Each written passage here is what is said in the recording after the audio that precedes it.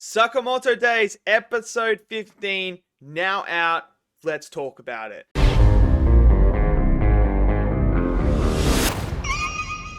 So Sakamoto Days Part 2, episode 15 is now out for you guys to go and check out. Obviously, Japan are one episode ahead, so you can find it.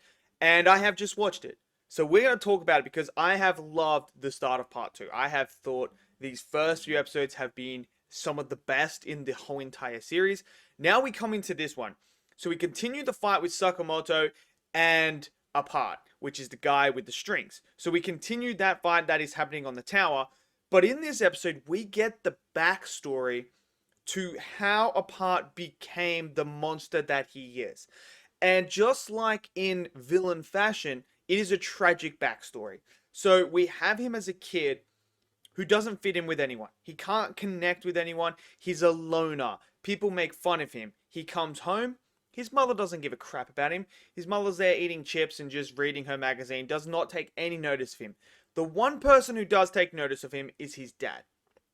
His dad is always very cheerful and telling him it's about what's on the inside, not what's on the outside that matters. It's about having a great, kind heart. That is what truly matters. But the problem is his dad's always working, so he's always busy. So he doesn't get that chance to do it. So when he goes to school the next day after having the chat with his dad, he tries to connect with his people. But the kids, they call him a weirdo, a freak and stuff and tell him to just piss off and that. So as the days go by, there's this toy that his dad bought him, like this doll. And he starts cutting it up and everything. And you can see that this kid is starting to spiral out of control in a way where he feels like he's so alone at this point that he has no way to actually cope. And it's really, really good storytelling because when we get to the point where he sees a cat, he takes it home and he actually cuts the cat up. He cuts it up like a psychopath. The dad sees this and he's like, I'm sorry, I'm going to take you to the hospital. We're going to go see the doctor. We're going to check this out.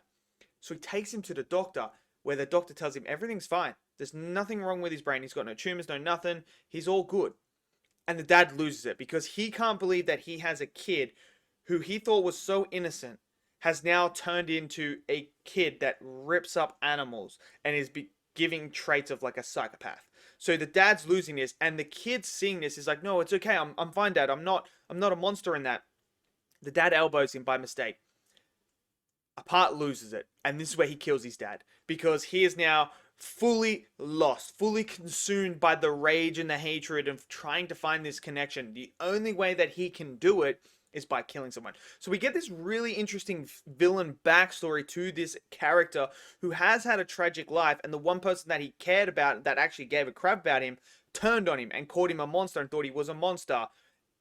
And I thought that was really, really good storytelling when it came to that character. It really broke it down, and you can see it. And then you have the contrast with Sakamoto, who is telling him, like, you're not going to hurt anyone else. I'm not going to allow this to happen.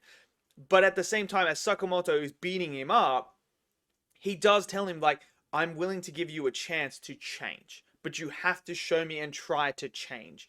And I think this is very fundamental for this character that is known as Apart, because now he has someone who believes in him, who believes that he can change, that is actually willing to give him the time and day. So during this fight, obviously the tower is turning. The old guy turns up, slices up the tower on the other side so it falls back to place. That was a really, really cool moment. But after they beat Apart wakes up and he's with Sakamoto, Shin, Lu, and everyone else in that little area at the old lady's place that does the acupuncture. And he's like, hold on, something's not right. What's going on? And this is where Shin's like, I can tell you're awake, so just wake up. He wakes up, and this is where they start talking to him as if he's just a normal person. And this is the first time in a very long time that he feels like he is finally being talked to as a person, just being accepted as a normal person. And this is something that really reflects in him, and he starts to realize, oh, you could have killed me when you had the chance. Like, why? And they're like, look, we were hoping that you can help us because you're the only one we can rely on at this point. You're the only one. And now it feels like he's got a sense of purpose and that he is feeling accepted here at this time. Even though he's done all this bad stuff, like, these people are still willing to give him a chance to change his ways. And I really like that. And this is where we start to learn a little bit about the plan and that and what's going to happen, how SLUR and that are going to attack the JAA, headquarters. That's what they're doing. They're going to go do that. Meanwhile, what we also find out is we pan to the actual Nagumo and stuff like that from the order. And Nagumo's like, hey, look at the final page. It's got all of them as well. So they were going to turn on each other and kill each other. Like, that was the plan. And this is where we find out through a part that actually they were the distraction. They were to keep the order in check while they were going to go do undercover stuff and destroy the headquarters. That's the big plan. And then obviously we, at the end, we get the big moment where we have X and another person turn up.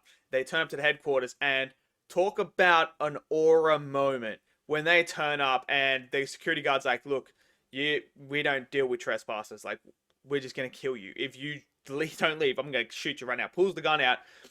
And then he turns to X and he's like, you got any, you still got your license? He's like, nah, didn't like the picture. So I threw it out. He turns around and punches a giant hole through his torso here.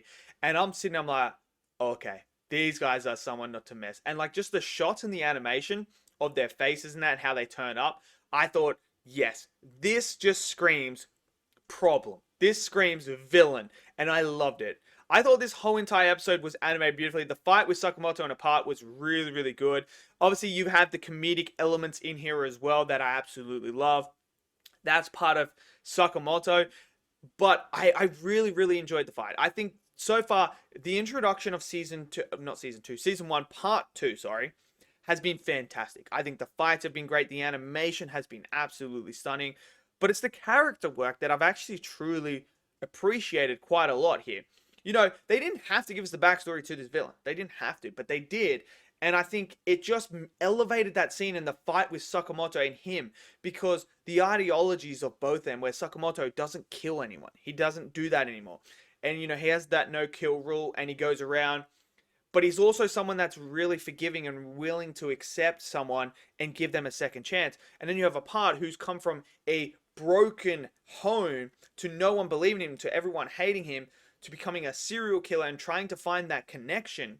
And when Sakamoto tells him, you're severing the connection when you kill someone. You're not creating it. I love the clash of that ideologies and stuff like that. I think that is just so intriguing. And it makes for the narrative of the fight itself even more interesting. So that when Sakamoto does end up winning, you can see the change that is occurring in Apart already and how he feels. I just really, really love it. It's brilliant storytelling. So yeah, I enjoyed it. If you guys have seen this episode, let me know what you guys thought of this episode. Did you enjoy it? Did you not? Smash it down in the comment section below. Smash that like button for me. Click subscribe. And I'll see you guys next video. Until then, stay safe and peace out.